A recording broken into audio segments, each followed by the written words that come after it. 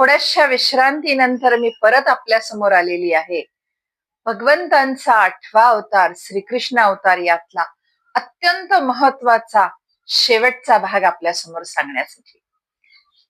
यापूर्वीच्या भागामध्ये आपण श्रीकृष्ण अवताराचा पूर्ण शेवटपर्यंत अवतार बघितला. भगवंतांनी त्यांचा अवतार समाप्ती केलेली पण बघितली, उद्धव गीता पण बघितली. पण आता मी एक जो थोडासा भाग बनवत आहे तो अत्यंत महत्वाचा भाग आहे. तो सगळ्यांसाठी महत्वाचा आहे, तरुणाईसाठी महत्वाचा आहे, प्रौढांसाठी आहे आणि आपल्यासाठी देखील आहे. म्हणूनच मी या भागाला नाव दिलेले आहे कलियुगामध्ये श्रीकृष्णाची किती गरज आहे, श्रीकृष्णाच्या उपदेशाची किती गरज आहे, असा एक त्याला थोडस शीर्षक दिलेलं आहे. आणि त्या अनुषंगाने मी हा भाग आपल्या समोर सादर करणार आहे. आपण जर समजा कोणाला विचारलं की श्रीकृष्णाची कथा नेमकी काय, किंवा तुला श्रीकृष्णाच्या कथेमधलं काय आवडतं, तर प्रत्येक जण आपापल्या पद्धतीने सांगायला लागतं. एखाद्या लहान मुलाला हा प्रश्न तुम्ही विचारला तर तो काय सांगेल? श्रीकृष्णाच्या सगळ्या बाललीला सांगेल, त्याचं लोणी चोरणं सांगेल, त्याच्या गोपसवंगड्याबरोबरचं खेळणं सांगेल. त्यानंतर एखाद्या अगदी भक्ताला, ज्यानी अगदी पूर्णपणे आपल्याला त्या श्रीकृष्ण चरित्रामध्ये झोकून दिलंय, तो म्हणायला लागेल की मला रासलीलेमधल्या परमप्रेमाचा, त्या भक्तीच्या सर्वोच्च अनुभव मला श्रीकृष्ण चरित्र वाचताना आलेला आहे. एखाद्याला जर अजून दुसऱ्याला कोणाला विचारलं तर तो काय म्हणेल की मला महाभारतामधला श्रीकृष्णाने अर्जुनाला केलेला उपदेश अत्यंत आवडतो श्रीकृष्ण चरित्रामध्ये. म्हणून प्रत्येकाच्या दृष्टिकोनातून श्रीकृष्ण चरित्र म्हणजे वेगवेगळा प्रकार आहे. प्रत्येक जण आपापल्या दृष्टिकोनातून श्रीकृष्णाला समजून घ्यायचा प्रयत्न करतो. श्रीकृष्णाला समजून घेणं इतकं सोपं नाहीये. श्रीकृष्णाला तुम्ही जेवढं समजून घ्यायला लागाल तेवढे श्रीकृष्ण खोल आणि गूढ बनत जातात. हा एक अवतार असा आहे की ज्या अवतारामध्ये श्रीकृष्णाने मानवाच्या जीवनातली प्रत्येक अवस्था अनुभवलेली आहे. जन्मापासून अवतार समाप्तीपर्यंतची प्रत्येक अवस्था त्यांनी अनुभवलेली आहे आणि त्या प्रत्येक अवस्थेमधून आपल्याला त्यांनी अत्यंत महत्वाचे मार्गदर्शन केलेले आहे, जे आजही द्वापार युग संपून हजारो वर्ष उलटली आहेत तरी देखील ते आपल्याला तेवढेच महत्वाचे आहे. आज आपण श्रीकृष्णाला थोडस समजून घेणार आहोत, अगदी थोडं. कारण मी आत्ताच आपल्याला सांगितलं की श्रीकृष्णाला समजून घेणं अजिबात शक्य नाहीये आपल्याला, कारण त्यासाठी आपल्याला खूप अभ्यास करावा लागणार आहे, त्यांचं चरित्र अनेक वेळेला वाचावं लागणार आहे, तेव्हा कुठे श्रीकृष्ण आपल्याला अगदी थोडेसे समजणार आहेत. पण श्रीकृष्णाला जर आपण थोडस समजून जर घेतलं तर आजच्या आपल्या जीवनामधले अनेक जे प्रसंग आहेत, अनेक संकट आहेत, त्यातून आपल्याला मार्ग मात्र खरंच मिळणार आहे. तर आज मी त्या अनुषंगाने एक थोडा वेगळा प्रयत्न केलेला आहे या भागामध्ये. मगाशी पण मी आता 4-5 एपिसोड जे बनवले त्यामध्ये पण उपदेश होता, पण हा अजून थोडासा उपदेश आहे. आणि यामध्ये मी फक्त आपल्याला एक नम्र विनंती करत आहे की आपल्या घरातल्या सगळ्यांना हा व्हिडिओ ऐकवा, तरुणाईला ऐकवा, प्रौढांना. कारण माझ्या श्रोत्यांपैकी जर समजा प्रौढ नसतील, तरुणाई नसेल, तरुणाई थोडीशी कमी आहे, तरुणाई नसेल तर त्यांना हा आवर्जून ऐकवा. तुमच्या नातेवाईकांच्या मध्ये जर कोणाला असा प्रॉब्लेम, जसे मी आता सांगणार आहे तसे प्रॉब्लेम कोणाला आलेले असतील तर त्यांना हा आवर्जून एपिसोड ऐकवा किंवा हे शेअर करा, कारण अत्यंत महत्वाचा आहे. त्या दृष्टीने मी हा बनवण्याचा थोडासा प्रयत्न केलेला आहे. कलियुगामध्ये श्रीकृष्णांचा द्वापार युग संपलं, श्रीकृष्णांचा अवतार समाप्ती झाली, पण कलियुगामध्ये तेव्हापासून, द्वापार युगापासून कलियुगापर्यंत आजपर्यंत श्रीकृष्णाचा संदेश आपल्या प्रत्येकाच्या मनामध्ये जिवंत आहे.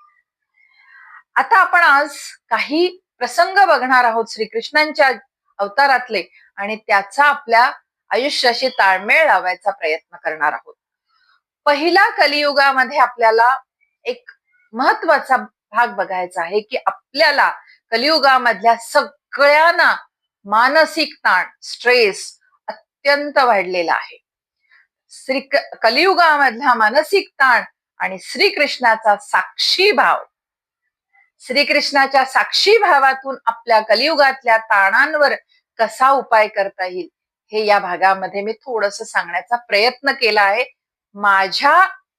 माझा जसा विचार मला येत गेला की हे असं असू शकेल का, यातून याला फायदा होऊ शकेल का, असा मी प्रयत्न केलेला आहे. आज आपल्या कलियुगामध्ये श्रीकृष्णाची गरज खूप जास्त आहे. श्रीकृष्णाची आणि त्याच्या उपदेशाची गरज खूप जास्त आहे. कलियुगामध्ये सध्या सगळ्यात मोठी एक आजार किंवा त्याला साध्या भाषेत महामारी म्हणूयात. फार पूर्वी आपल्या अगदी आजी आजोबांच्या वेळेला प्लेग नावाची एक महामारी होती. आपण फक्त ऐकलेले. त्यानंतर आपण कोविड ही एक महामारी बघितलेली होती, ज्यामध्ये असंख्य लोक गेले. प्लेग मध्ये देखील गावाच्या गावं उद्ध्वस्त झालेली, गावाच्या गावामधले लोक मृत पावलेले आपण ऐकलेले आहेत. पण कोविड मध्ये मात्र आपण याचे साक्षीदार आहोत. अशाच प्रकारची एक महामारी आहे जी आता सगळ्या पिढींना, तरुणाई, प्रौढ, वयस्कर सगळ्यांना याचा त्रास होतोय. तो म्हणजे मानसिक ताण. आता यावर आपण बघणार आहोत की श्रीकृष्णाच्या आयुष्यातून यावर आपल्याला काय उपाय मिळू शकतो किंवा उत्तर मिळू शकतं. आज कलियुगामध्ये माणसाकडे सगळं काही आहे, पण छोट्याशा अपयशाने देखील आज कलियुगातला माणूस खचून जातोय. पण जरा आपण श्रीकृष्णाच्या प्रवासाकडे बघितलं तर ज्याचा जन्म महालामध्ये व्हायला पाहिजे होता त्याचा जन्म महालात न होता कारागृहाच्या अंधाऱ्या कोठडीमध्ये झालेला होता. जन्माच्या रात्रीस त्याला मुसळधार पावसामध्ये भरलेली यमुना, पुराने भरलेली यमुना पार करून त्याच्या वडिलांनी त्याला गोकुळामध्ये नेऊन सोडलेलं होतं. जो राजपुत्र होता तो एका गवळ्याच्या घरी राहायला गेलेला. त्याच्या वडिलांनी नेऊन गवळ्याच्या घरी त्याला सोडलेलं होतं. पण तिथे गेल्यानंतर त्याच्या नशिबात सुख होतं का? नाही. त्याला थोड्याच दिवसामध्ये त्याच्या मागावर कंसानी अनेक राक्षस पाठवलेले होते. म्हणजे जन्मल्यापासून ज्यांनी त्रास सहन केलेला आहे. अनेक राक्षस, पुतना, तृणावर्त, बकासूर, अनेक राक्षस त्याच्या जीवावर उठलेले होते. अशा या सगळ्या प्रसंगातून तो बाहेर पडलेला होता. जो मथुरेचा राजा बनू शकत होता तो राजा बनला नाही. त्यांनी ते राज्य आपल्या आजोबांना दिलं. त्यानंतर कंसाच्या वधानंतर जरासंधाची सतत आक्रमण होत राहिली मथुरेवर आणि त्या आक्रमणामुळे मथुरेच्या लोकांना त्रास होऊ नये म्हणून त्यांनी मथुरा सोडली. तर त्यांनी सगळ्यांनी त्यांना रणछोड म्हणून अपमान केला त्याचा. आपण बघतो त्याला ते खूप छान म्हणून नाव घेतो, पण त्यावेळेला अनेक दैत्यांनी, अनेक लोकांनी त्याला पळपुटा, रणछोड म्हणून अपमान केलेला आहे. अनेक जगाने त्याला नावं ठेवली, लोकांनी नावं ठेवली, पण तरीही श्रीकृष्णाने कधी आपला संयम नाही गमावला. समुद्राच्या मध्यभागी जाऊन त्याने सुंदर द्वारका, सोन्याची द्वारका उभी केली आणि तिथे सगळ्या मथुरेच्या लोकांना नेऊन वसवले. यालाच अध्यात्मामध्ये साक्षी भाव म्हणतात. कृष्ण आपल्याला काय शिकवतात की संकट कितीही मोठं असू देत, पण तुम्ही त्या परिस्थितीचे, ज्या वेळेला संकट येतं, जी परिस्थिती बदलते, तिचे गुलाम बनू नका, तिच्या आहारी जाऊ नका परिस्थितीच्या. आज कलियुगामध्ये आपली अडचण काय आहे माहिती का? सगळ्यांचीच अडचण काय आहे? व्यवसायामध्ये नुकसान झालं, नोकरी गेली, आपण लगेच डिप्रेशन मध्ये जातो. म्हणजे आता आपलं नाहीये, कारण आपलं आता सगळं संपलेलं आहे, आपलं निवृत्तीनंतरचं जीवन सुरू आहे. पण तरुणाई किंवा प्रौढ अवस्थेमधली मुलं किंवा मुली यांच्या बाबतीमध्ये मी फक्त हे बोलतेय की हे लगेच डिप्रेशन मध्ये जातात. परिस्थिती बदलणे आपल्या हातात नाहीये, तुमच्या हातात नाहीये, पण त्यावर कशी प्रतिक्रिया द्यायची हे मात्र तुमच्या हातात आहे. म्हणजे त्यावेळेला तुम्ही शांत राहायचं, त्यातून मार्ग काढायचा प्रयत्न करायचा, की लगेच तुम्ही ताणाखाली जाऊन डिप्रेशन, आणि डिप्रेशन मधून बऱ्याच वेळेला आत्महत्या होतात. मग हे करण्यापेक्षा तुम्ही ज्या वेळेला तुमचा व्यवसाय किंवा नोकरी चांगली चालू असते त्यावेळेला देखील अति आनंदात होऊ नका आणि पैसा सगळा उधळून टाकू नका.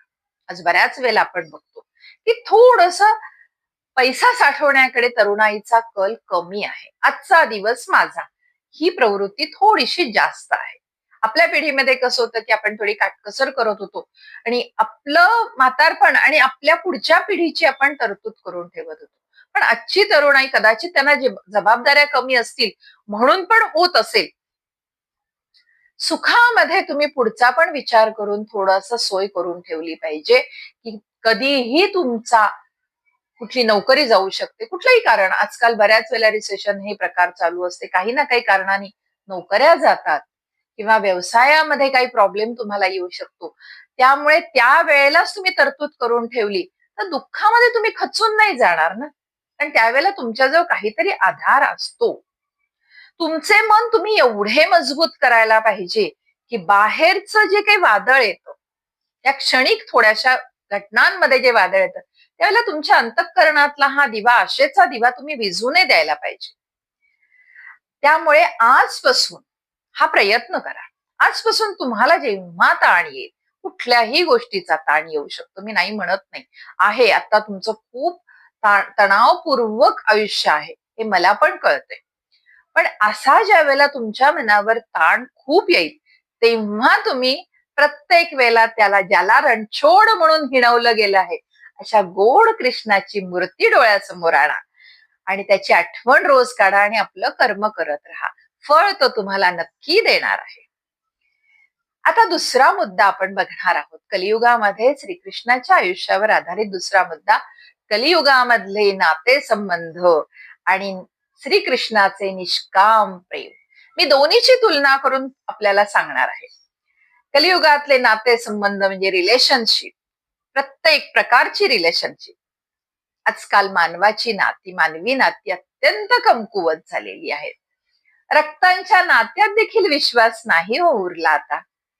लग्नानंतर तर काही वर्षामध्ये पटत नाही म्हणून घटस्फोट होत आहेत. यामध्ये कारण खूप छोटी छोटी कारणं दाखवली जातात. मुलांचा असो, मुलींचा असो, दोष दाखवला जातो आणि विभक्त होतात. आपण आपल्या नातेवाईकांमध्ये बघितलेलं आहे, आजूबाजूला बघतो, आपल्या मित्रमंडळींच्या ओळखीच्या लोकांमध्ये पण आपण ही उदाहरणं बघतो. आणि मैत्रीमध्ये तर फक्त स्वार्थ उरलेला आहे. कामापुरती ती मैत्री असते. त्या मैत्रीतून जर काही मिळणार असेल तर ती मैत्री पुढे न्यायची, नाही तर ती मैत्री तिथेच काहीतरी क्षुल्लक कारण सांगून तिथेच थांबवून द्यायची. असे प्रकार मैत्रीमध्ये चाललेले आहेत. अशा या कलियुगामध्ये स्वार्थी कलियुग आहे. या स्वार्थी कलियुगामध्ये नाती कशी जपावीत हे शिकण्यासाठी आपल्याला श्रीकृष्णाच्या आयुष्याकडे बघायला पाहिजे. श्रीकृष्णाच्या 3 नात्यांकडे जरी तुम्ही बघितलं ना, तर तुम्हाला खूप काही शिकायला मिळेल. पहिलं नातं आहे श्रीकृष्ण आणि राधा. हे दोघा जणांचं नातं काही वेगळंच होतं, काही अलौकिक नातं होतं. राधेचं लग्न अनय बरोबर झालेलं होतं, तिचा पती दुसरा होता. एकमेकापासून तरीही त्या दोघांमध्ये अशी घनिष्ठ मैत्री होती, असं आगळं वेगळं प्रेम होतं. त्या प्रेमाला आजही कोणी उपमा देऊ शकत नाही. असे म्हणतात की त्याची एक सावली असल्यासारखी होती राधा. काही कथाकार, कीर्तनकार असे सांगतात की ती एक त्याची अदृश्य सावली होती, ती त्यामध्येच सामावली गेली. नंतर राधा हे काही वेगळं व्यक्तिमत्व नव्हतं, असं काही कथाकार, कीर्तनकार आपल्याला सांगतात. ते आयुष्यभर एकमेकापासून दूर राहिले, कधीही ते एकत्र येऊ शकले नाही. मैत्रीण होती, ती सखी होती त्यांची, पण ते कधीही एकत्र येऊ शकले नाही. त्यांचं एकमेकावरचं जे प्रेम होतं, अलौकिक प्रेम, ते प्रेम जगाला कधी समजू शकलं नाही. ते एकत्र कधी आले नाहीत. तरीही आजही जगामध्ये ज्या वेळेला आपण त्या दोघांचा उल्लेख करतो, त्यावेळेला पहिल्यांदा राधेचं नाव घेतलं जातं. आणि त्या दोघांचं नाव इतकं एकत्र आलं आहे, म्हणजे ते दोघं किती एकत्र होते. जीवाशिवाचं आपण म्हटल्यासारखं त्यांचं नातं होतं. आजही आपण उल्लेख करताना राधे कृष्ण, राधे कृष्ण, राधे कृष्ण म्हणून आपण त्यांचा उल्लेख करतो किंवा जप करतो. कारण त्या दोघांचं प्रेम हे शरीराचं नव्हतं, हे प्रेम मनाचं होतं किंवा एका वेगळ्या पातळीवरचं त्यांचं दोघांचं प्रेम होतं. असं प्रेम तर आज कलियुगामध्ये तर कुठेही आपल्याला सापडणार नाही. पण थोडंसं आपण त्यांच्यासारखं प्रेम करायचा प्रयत्न केला तर आपल्या आयुष्यामध्ये काही नात्यांमध्ये काही एक वेगळा गोडवा निर्माण होऊ शकतो. दुसरं नातं आहे श्रीकृष्ण आणि सुदामा. श्रीकृष्ण आणि सुदामाच्या नात्याची तर आजही आपण उदाहरणं देतो की मैत्री असावी तर श्रीकृष्ण आणि सुदाम्याची. जिथे कुठेही श्रीमंत आणि गरीब हा भेदभाव नव्हता. एक राजा होता आणि एक दरिद्री ब्राह्मण होता, पण ज्या वेळेला हा मित्र, गरीब मित्र, दरिद्री मित्र आपल्या मित्राला, राजाला भेटायला आला, श्रीकृष्णाला भेटायला आला, त्यावेळेला श्रीकृष्ण धावत राजवाड्याबाहेर आपल्या मित्राला भेटायला गेलेला होता. त्याला स्वतः राजवाड्यामध्ये, महालामध्ये घेऊन आला.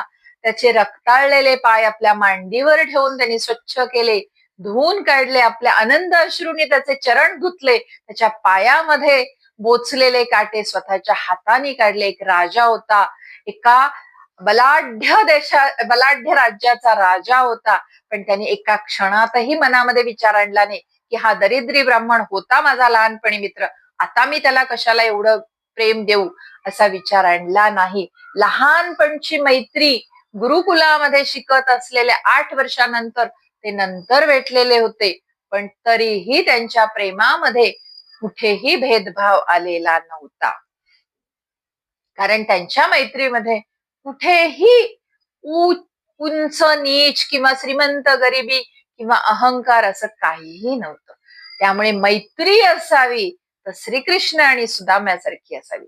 अवघड आहे, कलियुगामध्ये खूप अवघड आहे, पण आपण जेवढे काही आपण आपले मित्र मैत्रिणी आपण आहोत, तर आपण त्या अनुषंगाने थोडासा प्रयत्न जर केला की आपण श्रीकृष्ण आणि सुदाम्यासारखे मित्र बनूयात, तर खरंच खूप छान नातं बनायला लागेल. तिसरं नातं आहे श्रीकृष्ण आणि द्रौपदी. अनेक कथाकार, कीर्तनकार यांना बहीण भाऊ म्हणून म्हणतात, पण खरे पाहिले तर हे एकमेकाचे मित्र आणि मैत्रीण होते.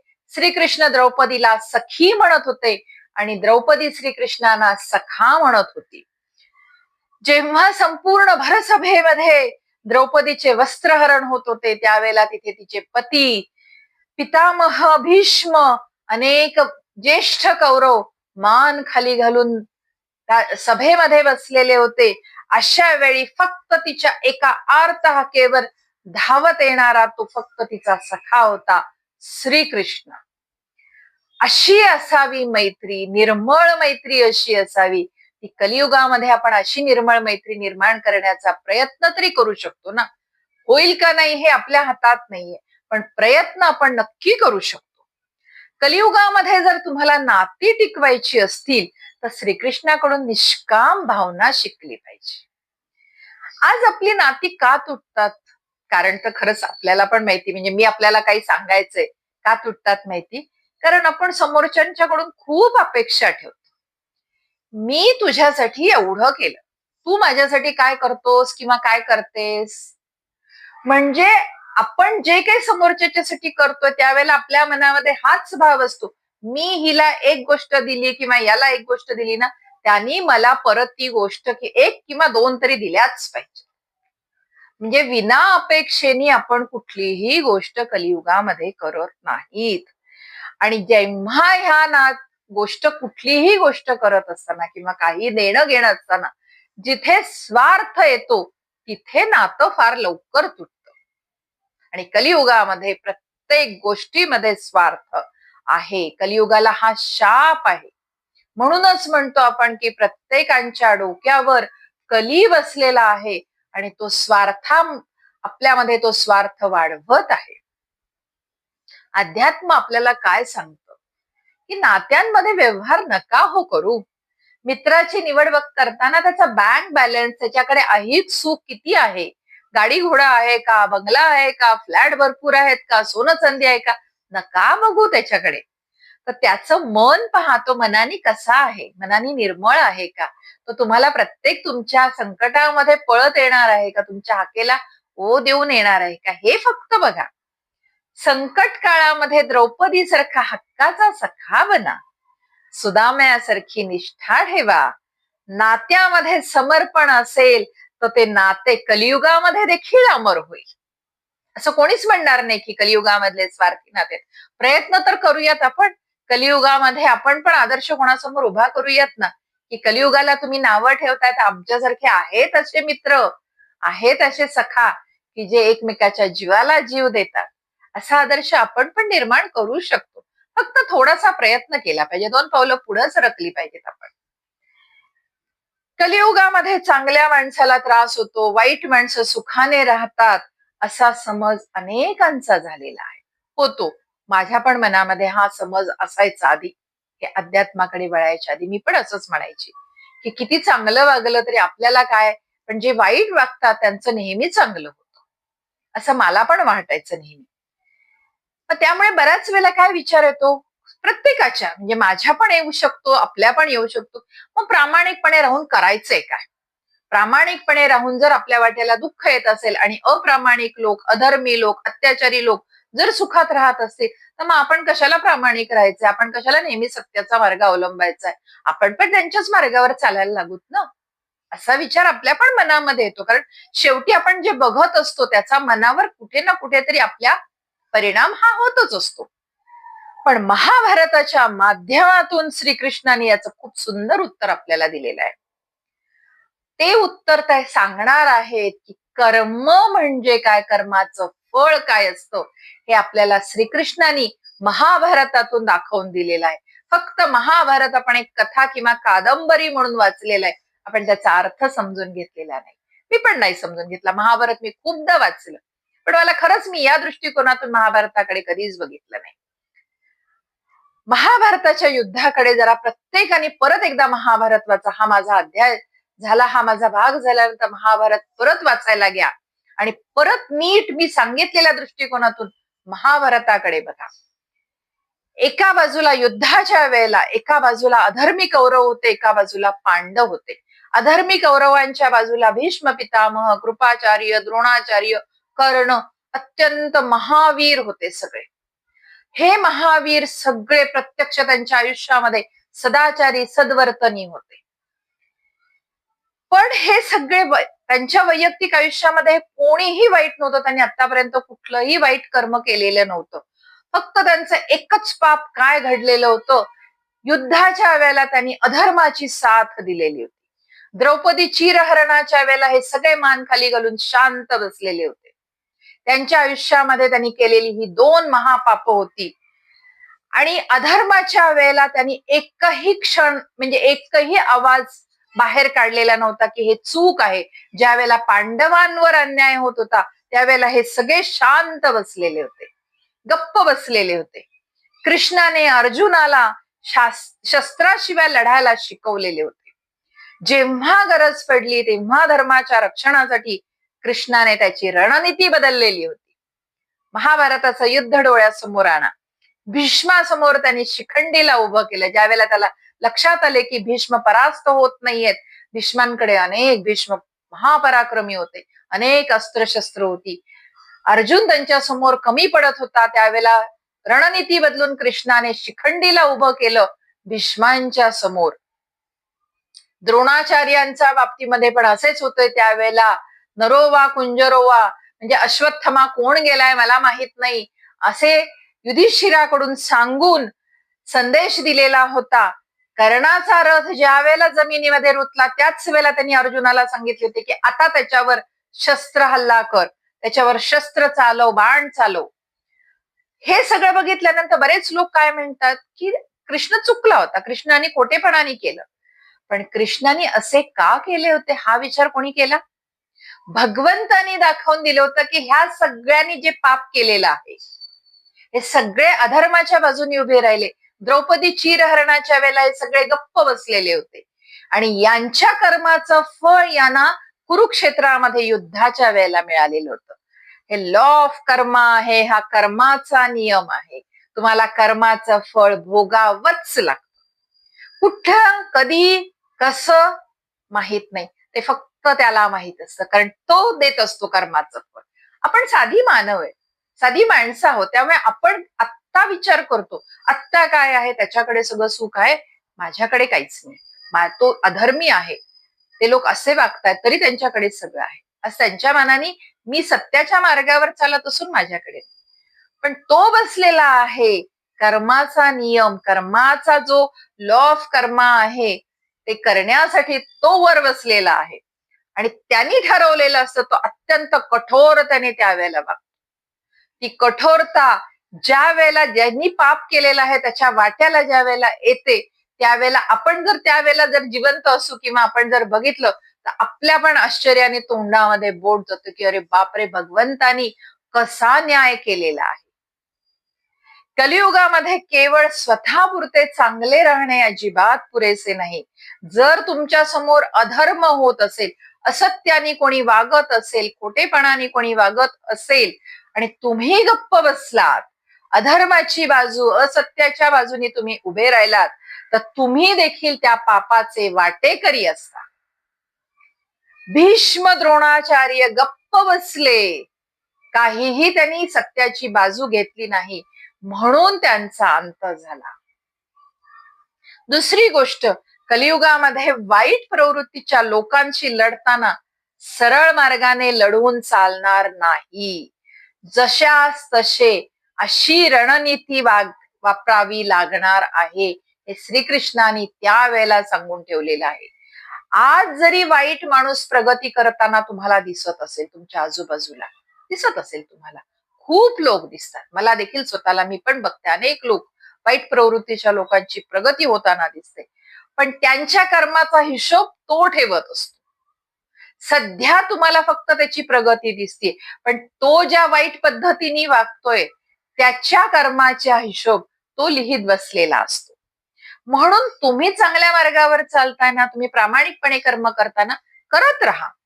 अन्यायाविरुद्ध आवाज उठवा, असत्याविरुद्ध आवाज उठवा. जो खोटेपणाने वागतोय त्याच्या विरुद्ध बोलायची तयारी ठेवा. कारण तुमच्या एवढं लक्षात ठेवा, यावेळेला अदृश्यपणे तुमच्या पाठीशी प्रत्यक्ष श्रीकृष्ण उभा असेल. स्वतः भगवंताने देहत्याग करताना कलियुगातील माणसांसाठी अंतिम संदेश ठेवलेला आहे. तो कुठला, तो आपण या भागामध्ये आज जाणून घेणार आहोत. महाभारताच्या युद्धानंतर आपल्याला सगळ्यांना माहिती, गांधारीनी श्रीकृष्णाला शाप दिलेला होता. तिने सांगितली 100 पुत्रांचा जेव्हा वध झाला त्यावेळेला ती खूप संतापलेली होती आणि तिने श्रीकृष्णाला शाप दिला की जसा माझा कुरुवंश पूर्णपणे संपला तसा तुझा यदुवंश पण पूर्णपणे संपणार आहे. श्रीकृष्ण भगवंत होते. श्रीकृष्णाने एका क्षणामध्ये गांधारीचा शाप बदलू शकले असते. स्वतः परमेश्वर होते, स्वतः विष्णू होते. त्यांनी मनात जर आणलं असतं तर त्यांनी एका क्षणामध्ये त्या शापाचं परिमार्जन केलं असतं, तो शाप पूर्णपणे नाहीसा केला असता. पण श्रीकृष्णांनी कर्माचा आणि निसर्गाच्या नियमामध्ये ढवळाढवळ केली नाही. ते म्हणाले की माझ्या कर्माचं फळ आहे, कारण मी मनुष्य म्हणून जन्माला आलेलो आहे, तर मला माझ्या कर्माचं फळ भोगावं लागणार आहे, मला तो शाप सहन करावा लागणार आहे. कालांतराने यदुवंशामध्ये भांडणे झाली, संपूर्ण वंश संपला, हे सगळ्यांना आपल्याला माहित आहे. कृष्णाला पायाला एका व्याध्याचा बाण लागला आणि श्रीकृष्णाने हसतमुखाने देहत्याग केला आणि ते पूर्ण कर्माचं वर्तुळ त्यांनी पूर्ण करून टाकलं. यदुवंश पूर्ण संपायचा होता. यदुवंशातला बलरामाने तर पूर्णपणे देहत्याग केलेला होता, बलराम निघून गेले, फक्त कृष्ण राहिलेला होता. मग कृष्णाला जेव्हा बाण लागला त्यावेळेला खऱ्या अर्थाने यदुवंश संपला आणि ते कर्माचं वर्तुळ पूर्ण झालं. गांधारीचा शाप पूर्ण झाला. त्यांनी कुठेही कर्माच्या आणि निसर्गाच्या मध्ये हस्तक्षेप केलेला नव्हता. भगवान श्रीकृष्णाने जाता जाता अर्जुनाला आणि संपूर्ण मानव जातीला अत्यंत सुंदर अंतिम उपदेश केलेला आहे. तो म्हणजे सरेंडर होणं, शरणागती पत्करणं आणि भगवंतांचं नामस्मरण करणं. भगवद्गीतेमध्ये श्रीकृष्ण म्हणतात, कलियुगामध्ये दुःख, संकटे, आजारपण, मृत्यूचं खूप भय असणार आहे. कलियुग हे असंच असणार आहे. तुमचं मन सतत भरकटत राहणार आहे, तुमच्या मनामधली एकाग्रता अजिबात राहणार नाहीये. अशा वेळी तुम्ही सगळ्या चिंता, सगळा अहंकार सगळं बाजूला सरकवा आणि भगवंतांच्या चरणी लीन व्हा. भगवंतांचं नामस्मरण अखंड करत राहा. जे सगळं घडत आहे, जे सगळं घडणार आहे, जे सगळं घडलं आहे, ही सगळी भगवंतांची, ईश्वराची इच्छा आहे, म्हणून स्वीकारायला शिका. कलियुगामध्ये कठीण तपश्चर्या करण्याची काहीही गरज नाही. हे वरदान आपल्याला श्रीकृष्णाने दिलेलं आहे, भगवंतानी भगवान विष्णूंनी आपल्याला हे वरदान दिलेलं आहे. फक्त तुम्ही नामस्मरण करा भगवंतांचं. एवढं जरी केलं तेही मनपूर्वक करा तर तुम्ही सगळ्यातून तुम्हाला मोक्ष मिळू शकतो. कृष्णाची कथा भूतकाळात संपलेली नाहीये, ती आजही आपल्या जगण्यामध्ये जिवंत आहे.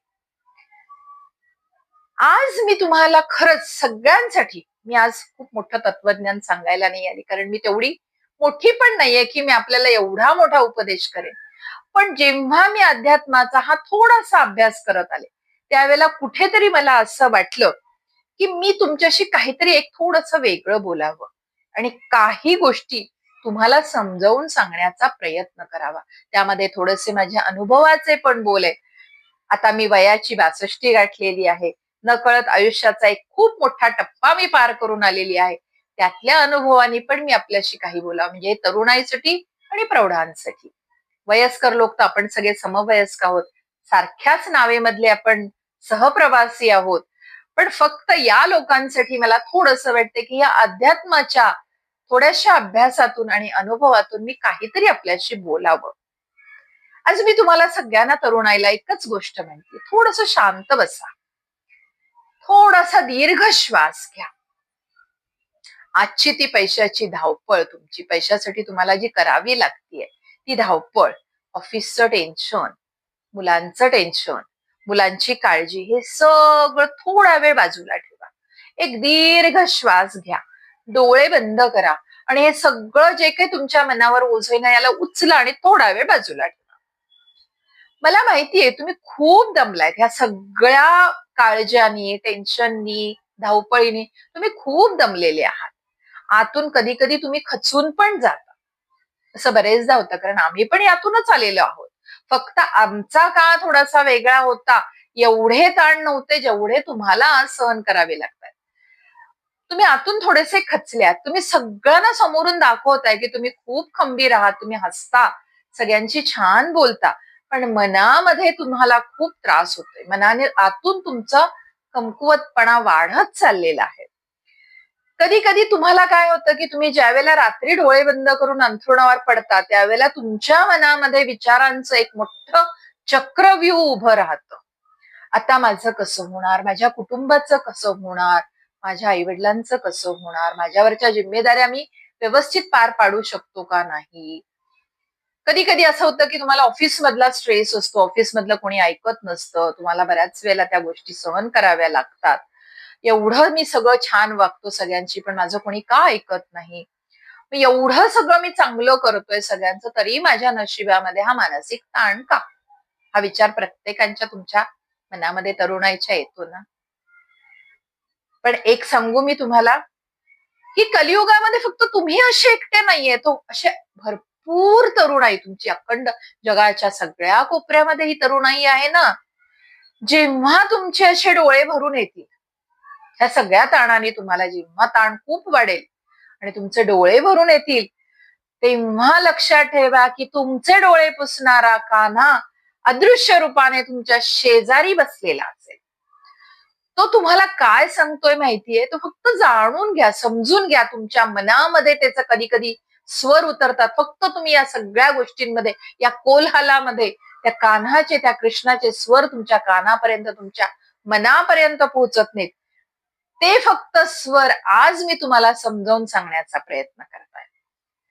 तुम्ही आजकाल रात्री 2-2 वाजेपर्यंत बसता. मी माझ्या घरात पण बघते, कधी कधी माझा मुलगा, माझे सून उशिरापर्यंत असतात. मोबाईल हातात असतो, सतत तुमच्या हातामध्ये मोबाईल असतो, उशिरापर्यंत तुम्ही जागता. कधी कधी तुम्ही विचारांच्या मध्ये हरवलेले असता. तुम्ही बसलेले दिसता, पण तुमच्या डोक्यामध्ये चक्र चालू असतं. सतत डोक्यामध्ये विचार असतात. करिअरचा विचार असतो, नोकरीच्या स्थिरतेबद्दल विचार असतो. कारण आता सध्या जे सगळा ताण आहे किंवा नोकरीच्या बाबतीमध्ये कधी रिसेशन वगैरे हे सतत चालू असतं. काहीही घडामोडी होत असतात जगाच्या पाठीवर, त्याचा परिणाम कधी कधी नोकरीवर पण होतो. बऱ्याच वेळेला नोकरी मिळेल का, यापेक्षा चांगली मला पोस्ट मिळेल का, यापेक्षा दुसऱ्या कंपनीमध्ये मला नोकरी चांगली मिळेल का, माझं पॅकेज वाढेल का, हेही गरजेचं आहे. मी नाही म्हणत नाही, कारण तुम्हाला तुमचं भविष्य सेफ करायचं आहे. माझे मित्र माझ्या पुढे गेले, मी मागे राहिलोय का, असं कधी कोणाला होत असेल, असा विचार बऱ्याच जणांच्या मनात येतो. तुम्ही एकदम एका ठिकाणी लागलेले असता आणि काही त्याचं कर्म असतं, त्याचं चांगलं कर्म असतं, तो पटकन पुढे निघून जातो, तुम्ही थोडेसे त्याच्या मागे राहता. त्यावेळेला तुम्हाला वाटतं की माझे मित्र माझ्या पुढे निघून गेले, मी का मागे राहिलो आहे किंवा मी का मागे राहिले आहे.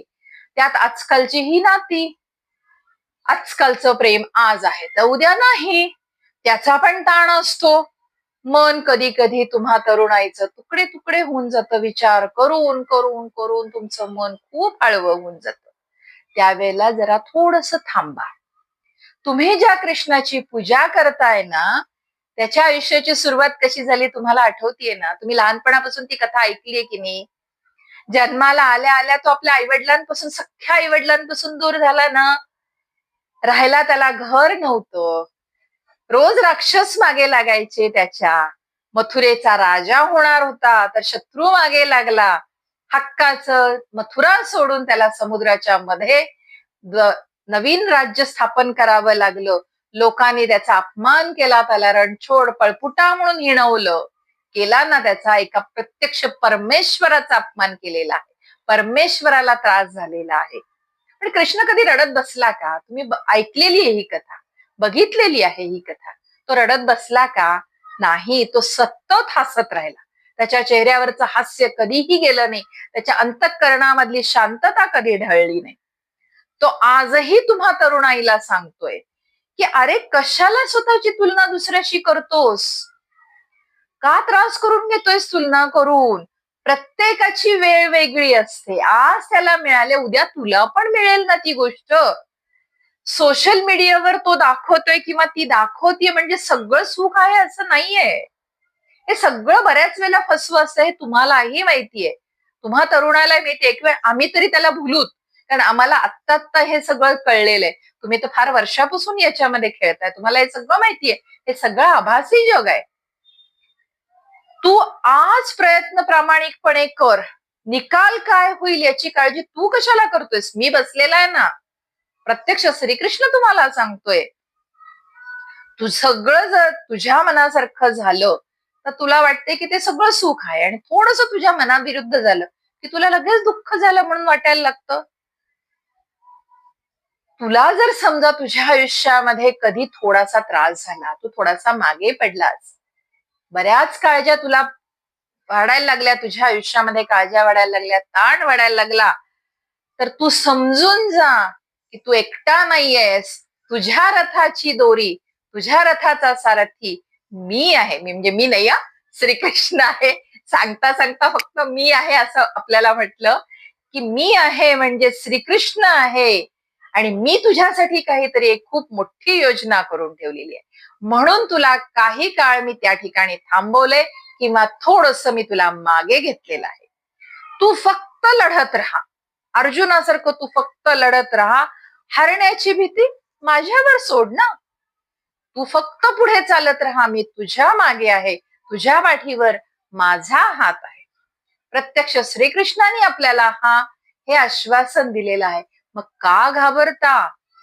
धाडसाने पुढे जा, डिप्रेशन मध्ये जाऊ नका, सतत डोक्यामध्ये विचार घेऊन आजचा दिवस खराब करू नका.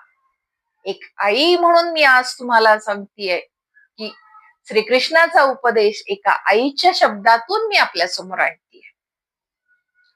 आता आपण बोलूयात थोडस 40 ते 50च्या वयोगटामध्ये. आता हे मी बोलले ते साधारण 25 ते 40च्या वयोगटातल्या लोकांसाठी. आता 40 ते 50, 55च्या वयोगटातल्यासाठी ही वाक्य, हा पॅरेग्राफ आहे.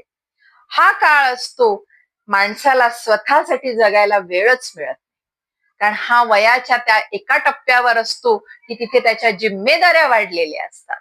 आपण सगळेजण त्यातून गेलेले आहोत. ऑफिसचा ताण वाढलेला असतो, साहेबाच्या कटकटी वाढलेल्या असतात, मुलांच्या कॉलेजच्या फीस वाढलेल्या असतात, मुलांचं उच्च शिक्षण वाढलेलं असतं, घराचे हप्ते असतात, आई वडिलांची आजारपणं सुरू झालेली असतात.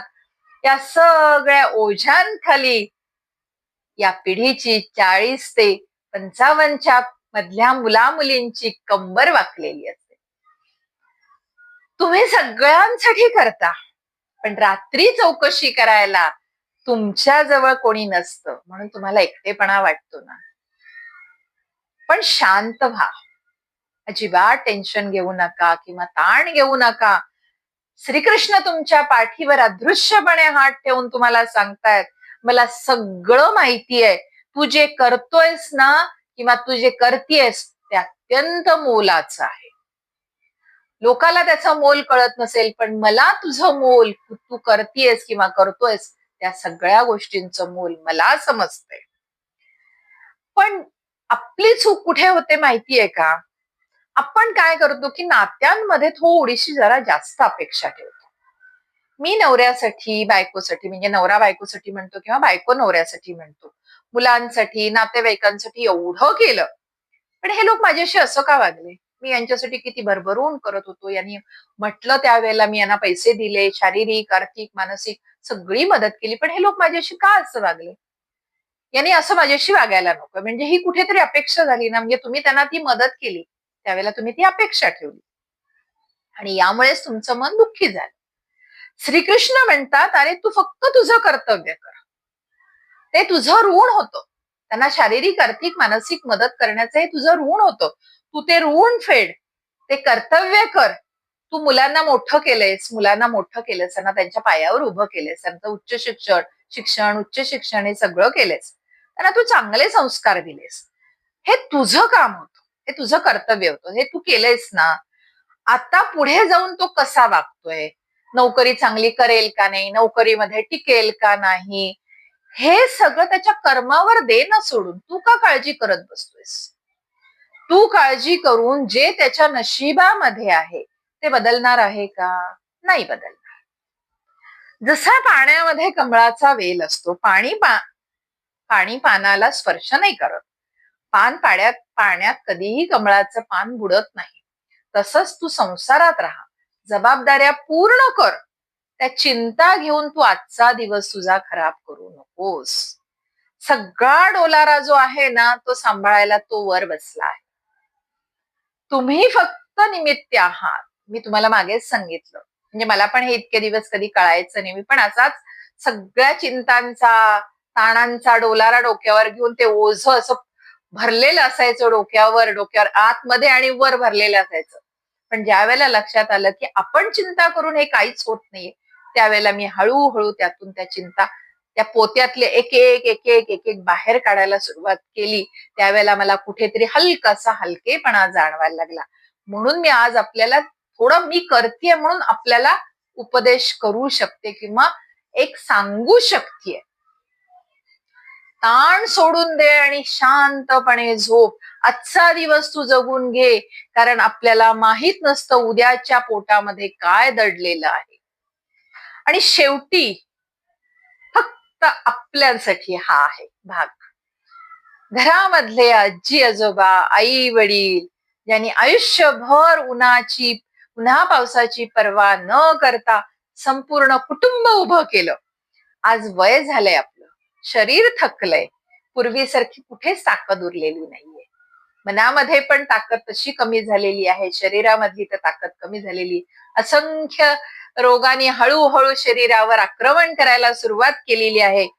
मुलं त्यांच्या आत्ता सांगितलं ते त्यांच्या सगळ्या जिम्मेदाऱ्यांच्या ओझ्याखाली अडकलेली आहे. ते त्यांच्या कामामध्ये व्यस्त आहेत, कारण त्यांना त्यांचा भविष्यकाळ सुरक्षित करायचा आहे. ते व्यस्त आहेत, त्यांच्या मनामध्ये आपल्याबद्दल प्रेम खूप आहे, पण व्यस्ततेमुळे ते आपल्याला वेळ देऊ शकत नाहीयेत. मग अशा वेळेला काय होतं की घरामध्ये एका कोपऱ्यामध्ये आपण बसतो आणि आपल्या मनामध्ये एक असा विचार यायला लागतो, प्रत्येकाच्या येतो, की आता माझं कोणी काही ऐकत नाही. मी आता रिटायर झालो ना, मी आता रिटायर झाले, आता माझी कोणाला गरज उरलेली नाही, माझं कोणी आता ऐकत नाही. हा पहिला स्त्री आणि पुरुषांचा डायलॉग असतो ना. सगळेजण हा डायलॉग एकदा तरी मारतात किंवा मारलाय ना सगळ्यांनी आतापर्यंत. मी या घरात आता कोणाला नकोसा झालोय, जोपर्यंत नकोशी झालीये किंवा नकोसा झालोय. म्हणजे स्त्री पुरुषांसाठी मी बोलते. जोपर्यंत मी नोकरी करत होते किंवा करत होतो तोपर्यंत माझं महत्व होतं. आज माझं महत्व अजिबात राहिलेलं नाहीये घरात.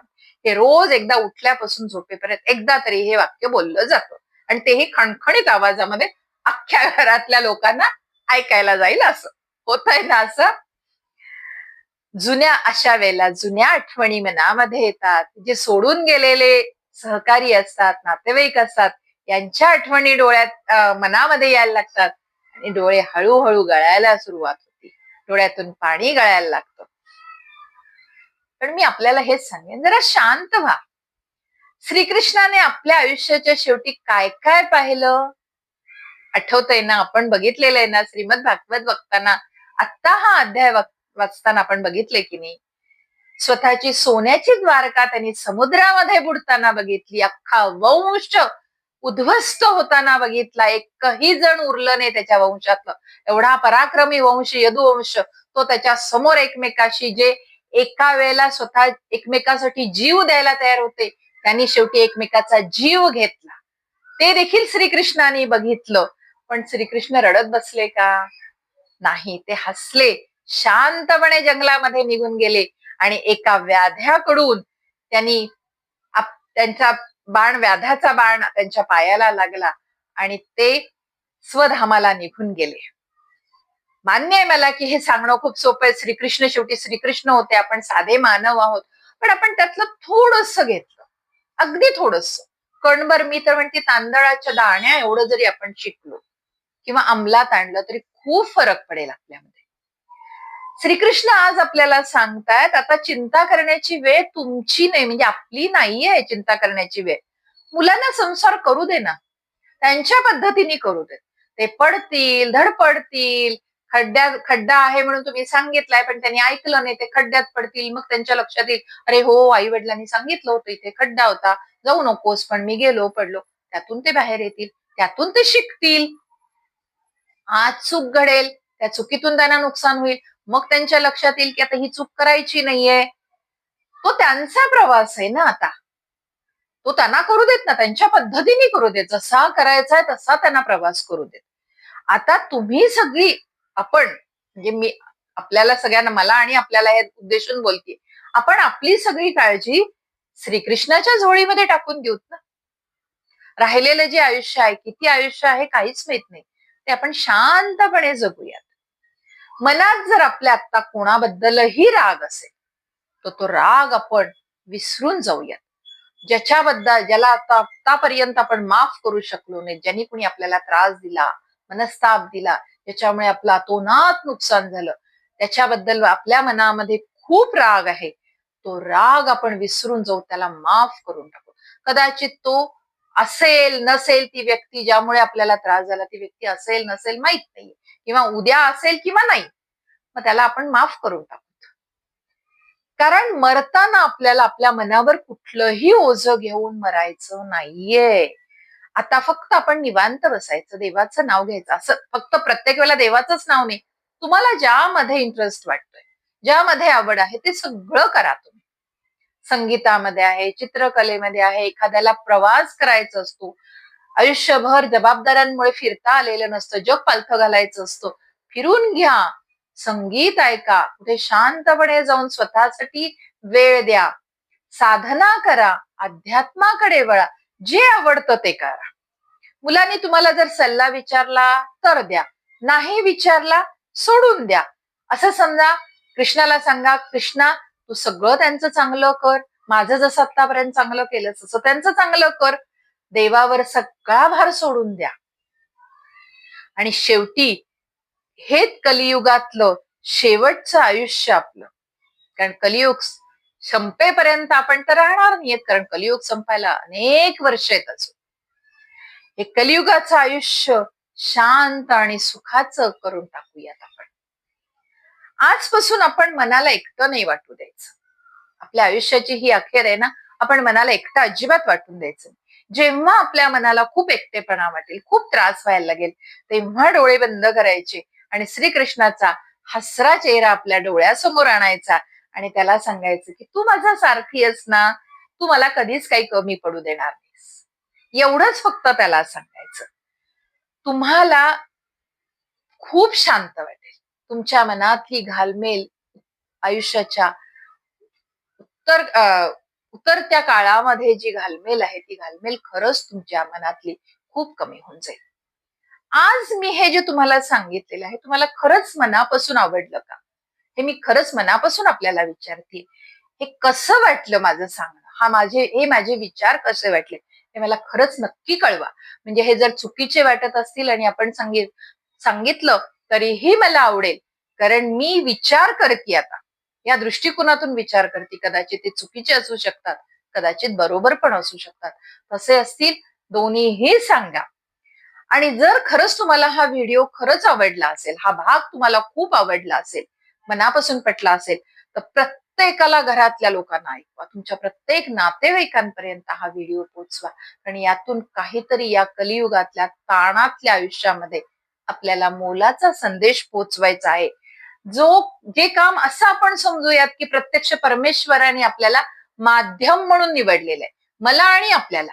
आज मला हे सांगण्याची बुद्धी दिली भगवंतानी आणि हा व्हिडिओ बनवून मी आपल्यापर्यंत पोहोचवण्याचं देखील कार्य करते, तो कदाचित त्याचा आदेश असेल.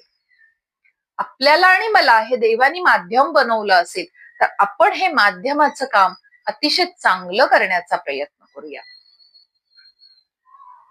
आता आपण एक क्षण मनाला प्रश्न विचारूया की श्रीकृष्णानी जन्म कारागृहात घेतला, मात्र आपण श्रीकृष्णाने कारागृहामध्ये जन्म घेतला, पण आपण थोडीशी जरी प्रतिकूल परिस्थिती आली की नशिबाला दोष देत बसतो. श्रीकृष्णावर जन्मापासून मृत्यूपर्यंत संकट आली, त्यांनी एकदाही हा प्रश्न कधी विचारला नाही, माझ्याच आयुष्यामध्ये का? आपण मात्र छोट जरी दुःख आलं, काहीही असो, शारीरिक, मानसिक, आर्थिक, काही आलं, माझ्याच नशिबात, माझ्याच वाट्याला हे का? हा प्रश्न आपण विचारतो की नाही? ज्याच्याकडे संपूर्ण सृष्टीचे सामर्थ्य होते त्याने कधीही स्वतःसाठी राज्य पण मागितलं नाही. आपण मात्र थोडासा जरी अधिकार मिळाला, कुठलंही छोटस पद जरी मिळालं, छोटासा अधिकार मिळाला, लगेच अहंकार आपल्या मनामध्ये असा भरून येतो. तो जाणवायला लागतो आपला अहंकार समोरच्याला. श्रीकृष्णाने सुदाम्याला मिठी मारली, विदुराच्या घरचं साध अन्न खाल्लं, कुब्जेसारख्या उपेक्षित स्त्रीला सन्मान दिला. आपण मात्र आजही माणसाचं मूल्य पैशानी, बाह्य सुख, बाह्य जे काही सुख त्यांच्याकडे दिसत आहे, त्यांनी प्रतिष्ठा काय आहे त्याची, समाजामध्ये काय प्रतिष्ठा आहे, समाजामध्ये काय पद आहे, त्याच्याकडे किती प्रॉपर्टी आहे, किती सोनं चांदी आहे, तो ब्रँडेड कपडे घालतो का, त्याच्याकडे गाड्या आहेत का, घोडे आहेत का, यावर ठरवतो. मैत्री करायची देखील त्याच्यावर ठरवतो आणि त्याचं मूल्य पण आपण त्याच्यावर ठरवतो. पण भगवंत हेच सांगतात की असे नका करू, मूल्य बाह्य ऐहिक सुखांवर कधीही ठरवू नका. हाच संदेश आपल्याला भगवंतांच्या अवतारातून मिळतो.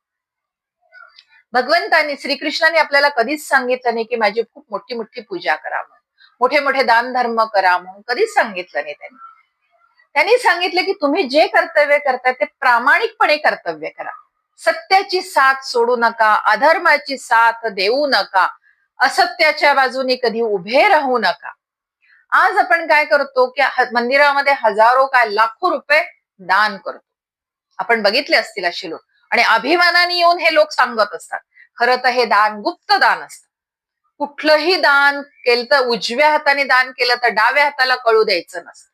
माझी आजी नेहमी म्हणायची, नेकी कर दर्या में डाल.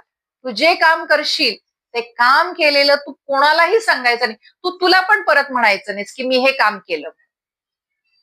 इतकं ते काम तू गुपित ठेवलं पाहिजेस, बाकीच्यांना तर कधीच सांगायचं नाही. कारण तिच्या बोलण्यामध्ये नेहमी हिंदी भाषेचा जास्त प्रभाव असल्यामुळे तिच्या अशा म्हणी असायच्या की नेकी कर दर्या में डाल. म्हणजे विसरून जा, तू हे काम केलेस, हे पुण्य काम केलेस, हे तू दान दिलंस, तू एका क्षणामध्ये विसरून गेली पाहिजेस, तर त्या दानाचा खरा अर्थ आहे. पण आज काय होतं की आज आपण 1000 जरी रुपये दान केले की आपण लगेच घंटा वाजवून ढोल पिटून सगळीकडे सांगायला लागतो, मी अमुक ठिकाणी 1000 रुपये दान केले, 10,000 केले, 1,00,000 केला. म्हणजे तुम्हाला त्याचं प्रदर्शन करायचं असं, तर भगवंतांना ते नको आहे. आणि अशा वेळेला हे लोक जे आहे, प्रदर्शन करणारे लोक आहेत, कोणाशीच गोड बोलत नाहीत. तुम्ही कधी बघितलंय का? कधी आवर्जून आता बघा, अशा लोकांच्या मध्ये अहंकार खूप असतो. यांचं कोणाशीही बोलणं व्यवस्थित नसतं. मोठमोठे यज्ञ केले जातात, पण त्यांच्या मनातला मत्सर जो आहे तो जळत नाही. मग त्या यज्ञामध्ये कसली आहुती देता? काहीच नाही तुम्ही आहुती देऊ शकत. मनातला अहंकार जोपर्यंत तुम्ही सोडत नाहीत, तोपर्यंत तुमच्या कुठल्याही गोष्टीला अर्थ नाही. आणि भगवंतांनी वारंवार हेच सांगितलेलं आहे की तुम्ही हातामधली जपमाळ सतत फिरवत राहताय. बऱ्याच जणांच्या हातामध्ये आपल्याला दिसतं की कायम जप असतो, करत असतात, माळ ती फिरत असते, पण मनातल्या अहंकार तितक्या पट्टीमध्ये तो फिरत असतो, तो कधीच गेलेला नसतो. इकडे नामस्मरण फक्त ओठ हालत असतात, जपमाळ फिरत असते, पण मनातला अहंकार तो नसतो गेलेला. कदाचित आज श्रीकृष्ण इतक्या लवकर पृथ्वीवर अवतार घेणार नाहीत, कल्की अवतार यायला खूप वेळ आहे. पण जेव्हा एखादा माणूस खोट्याऐवजी खऱ्याची निवड करेल, द्वेषाऐवजी प्रेमाची निवड करेल, अधर्माच्या ऐवजी धर्माची निवड करेल, तेव्हा मात्र त्या माणसामध्ये श्रीकृष्णाने जन्म घेतलेला असेल, श्रीकृष्णाच्या संदेशाने जन्म घेतलेला असेल. आपण नेहमी म्हणतो, खूप जणांच्या तोंडामध्ये असं असतं की मी श्रीकृष्णाचं नाव रोज जप करते किंवा करतो, पण आपण कधी विचार केलाय की आपण श्रीकृष्णाचं नाव घेतो, आपल्यात एक तरी श्रीकृष्णाचा गुण आहे का? आणि या प्रश्नाचं उत्तर जर नाही असेल तर आजपासून भगवद्गीता परत वाचायला सुरुवात करा, श्रीमद भागवत परत वाचा, कारण अजून तुम्हाला श्रीकृष्णाला ओळखायचं आहे. तुम्ही काहीही श्रीकृष्णाला ओळखलेलं नाही. म्हणून मी आज परत तुम्हाला म्हणते की ज्यावेळेला माझं हे प्रवचन संपेल, हा अध्याय संपेल, सगळं संपल्यानंतर शांतपणे तुमच्या रूम मधल्या आरशासमोर उभ्या राहा आणि आरशासमोर उभा राहून हा प्रश्न स्वतःला विचारा. कोणालाही उत्तर देऊ नका, तुम्ही फक्त तुमच्या मनाला याचं उत्तर द्या. आजपासून आपण एक गोष्ट ठरवूयात की मी रोज माझ्यातली एक वाईट सवय, एक वाईट गुण मी सोडायचा प्रयत्न करणार आहे. कदाचित तो गुण किंवा ती सवय सोडायला तुम्हाला 10 दिवस लागतील, महिना लागेल, पण ती सुटेल. तुम्ही प्रयत्न केला ना तर ती नक्की सुटेल. एक चांगला गुण मी नेहमी स्वीकारेन. कुणामध्ये, प्रत्येकाच्या मध्ये चांगला गुण असतो, वाईट गुण असतो. तो एक चांगला गुण मी माझ्यामध्ये घ्यायचा प्रयत्न करेन. एखाद्या आजारी माणसाच्या किंवा दुःखी माणसाच्या किंवा ज्याला अनंत अडचणी आहेत अशा माणसाच्या चेहऱ्यावर माझ्याकडून मी हास्य आणण्याचा किंवा आनंद आणण्याचा प्रयत्न करेन. एखाद्याला मी क्षमा करून टाकेन. मी खूप दिवसापासून केली नव्हती, पण मी त्याला आता क्षमा करून टाकणार आहे, त्याला मुक्त करून टाकणार आहे. माझ्या डोक्यातून मुळात मी काढून टाकणार आहे, मनातून पण काढून टाकणार आहे, असे ठरवा. एखाद्याला मदतीचा हात द्या आणि समजा हे एवढं सगळं जर तुम्ही करू शकलात, हळूहळू करा, असं मी म्हणत नाही. कदाचित महिना, 2 महिने, 6 महिने, वर्ष लागेल. जेवढे आपले श्वास आहे भगवंतानी आपल्याला दिलेला, तेवढ्या श्वासापर्यंत आपण प्रयत्न करत राहू. तर मग मात्र हा जर प्रयत्न तुमचा यशस्वी झाला तर कृष्ण अवतार तुम्हाला समजला आहे असे मात्र म्हणता येईल. आज आपण असं म्हणतो की कलियुग खूप वाईट आहे, कलियुगामध्ये माणसं बदलली आहेत, कलियुगामध्ये विश्वास उरला नाही, नाती तुटत आहेत, स्वार्थ तर प्रचंड वाढलेला आहे. पण हाय सगळं बोलत असताना एक प्रश्न स्वतःला पण विचारा ना, ज्या कलियुगाला आपण दोष देतोय त्या कलियुगाचा आपण पण एक भाग आहोत ना? हा विचार कधी येतो? आपण नुसतं कलियुगाला नावं ठेवतो, पण त्याच कलियुगातला एक भाग आपण पण आहोत. घरामध्ये शांतता नसेल कुणाच्या, तर त्याची जबाबदारी दुसऱ्याची काय आहे हो? तुमच्या घरातले प्रॉब्लेम्स आहे, तुमच्या घरामध्ये अशांतता आहे, भांडण आहे, त्याचं कारण तुमच्यातच आहे. तुम्ही त्याचं मूळ शोधा ना. ते मूळ शोधलं, ते मूळ नाहीसं केलं तर तुमच्या घरामध्ये शांतता येईल, वातावरण प्रसन्न होईल. समाजामध्ये प्रामाणिकपणा झालाय म्हणून आपण नेहमी ओरडतो की नाही का, अप्रामाणिक लोक वाढले. पण आपण आहोत का प्रत्येक गोष्टीमध्ये प्रामाणिक आहोत का? मनाला खरंच हे प्रश्न विचारायची वेळ आलेली आहे.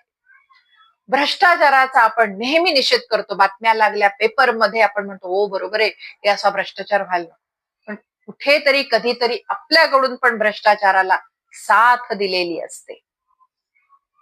दुसऱ्याच्या अहंकारावर टीका करतो, हिच्यामध्ये अहंकार खूप आहे, त्याच्यामध्ये अहंकार खूप आहे, तो गर्विष्ठ आहे, ती गर्विष्ठ आहे. पण तुमच्या मनामध्ये अहंकार आहे का नाही हे तुम्ही कधी बघितलंय का? नाही. कारण माणूस काय करतं, एक बोट तिकडे दाखवतो, पण त्यावेळेला त्याच्या लक्षात येत नाही ना की एक काय दोन बोट होतात, अंगठा आणि पहिलं बोट दुसऱ्याकडे जातं, पण 3 बोट आपल्याकडे असतात. याचा विचार आपण कधी करतच नाही. लक्षात ठेवा, जग बदलण्याची इच्छा प्रत्येकाच्या मनात असायची, प्रत्येकाच्या मनात असते. प्रत्येकाला वाटतं की जग बदललं पाहिजे, जग सगळं चांगलं झालं. माझी प्रत्येक वेळेला, आता बऱ्याच वेळेला माझ्या बोलण्यामध्ये आजी किंवा आईचा उल्लेख येतो, कारण शेवटी हे संस्कार असतात, त्यांनी केलेले संस्कारच आपल्या बोलण्यात येतात. माझी आजी नेहमी म्हणायची, कसं असतं ना ग राजश्री, की प्रत्येकाला वाटतं शिवाजी जन्माला यावा, शिवाजीने सगळं चांगलं करावं, धर्माचं राज्य उभं करावं, पण तो माझ्या घरात नको, माझ्या पोटी जन्माला नको यायला, तो शेजारच्या घरामध्ये जन्माला यावा. म्हणजे व्हावं ते शेजारी सगळं व्हावं, मी नेहमी फक्त मला त्याचा फायदा फक्त मी घे. इथं तसंच आहे, जग बदलावं असं वाटतंय, पण ते कसं बाकीच्यांनी करावा प्रयत्न, मी नाही प्रयत्न करणार जग बदलायचं. हे असं नकोय ना व्हायला. स्वतः बदलायची आधी तयारी करा. तुम्ही बदललात की जग आपोआपच बदलणार आहे ना. तुमच्यापासून सुरुवात करा ना प्रत्येक गोष्टीची, आपोआप होईल. आज तुम्ही 1 आहात, उद्या 10 बनाल, परवा 100 बनाल. हळूहळू ती पायरी तुमची ओलांडत तुम्ही वर वर जायला लागाल. हळूहळू तुमच्या मागे मागे लोक यायला लागतील. पण प्रयत्न तर तुम्हाला आधी करावा लागेल ना. तुम्ही दुसऱ्यांच्याकडेच का बघत बसताय की त्यांनी प्रयत्न करावा म्हणून. कारण एक जागृत मन सगळ्या लोकांना बदलू शकतो. म्हणून श्रीकृष्णाने अर्जुनाचं मन बदलायचा प्रयत्न केला. त्यांनी पूर्ण कुरुक्षेत्रावरच्या लोकांना नाही सांगितलं. ज्या वेळेला गीता सांगितली गेली त्यावेळेला त्या क्षणाकरता काळ थांबलेला होता, हे आपल्याला माहित आहे. माहित नसेल तर माहिती करून घ्या. ज्या वेळेला श्रीकृष्णाने भगवद्गीता अर्जुनाला सांगितली त्यावेळेला फक्त अर्जुनाने ऐकलेली होती ती भगवद्गीता, आणि व्यासाना ती दूरदृष्टी होती, दिव्य दृष्टी होती, म्हणून व्यासाना ती कळलेली होती. पण बाकी कुरुक्षेत्रावरच्या कोणालाही भगवद्गीता माहित नव्हती. तो काळ गोठलेला होता, काळ थांबवलेला होता श्रीकृष्णाने. म्हणून फक्त श्रीकृष्णाने अर्जुनाचं मन परिवर्तन करायचा प्रयत्न केला. त्यांना माहित होतं की एकाचं मन परिवर्तन केलं तर आपोआप सगळ्यांचं, हळूहळू सगळ्यांचं मन परिवर्तन होणार आहे.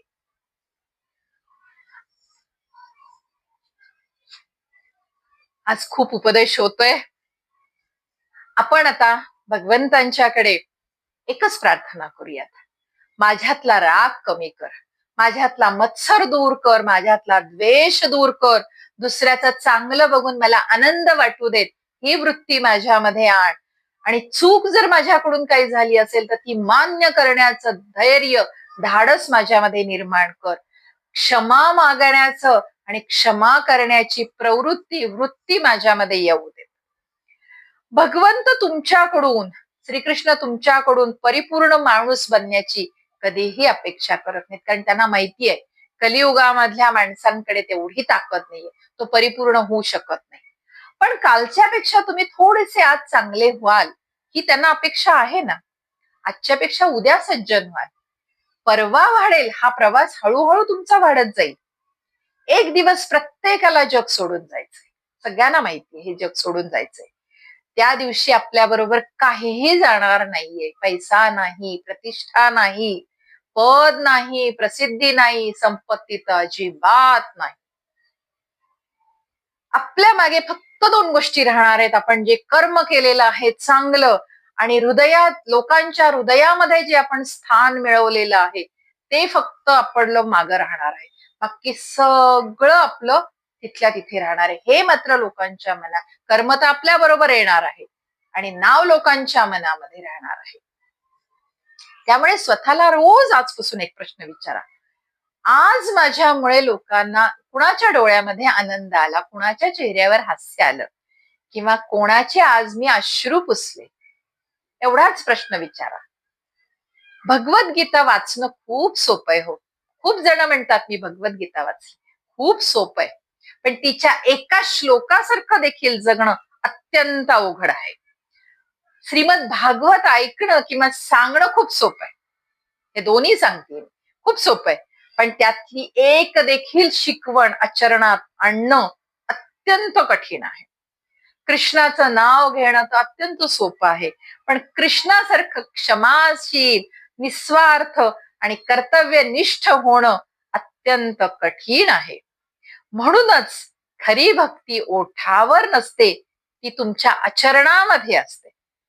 या सगळ्या श्रीकृष्ण अवतारातून, ह्या श्रीकृष्ण भगवंतांच्या 8वा अवतार श्रीकृष्ण अवतारातून आपण फक्त एक गोष्ट शिकलोय.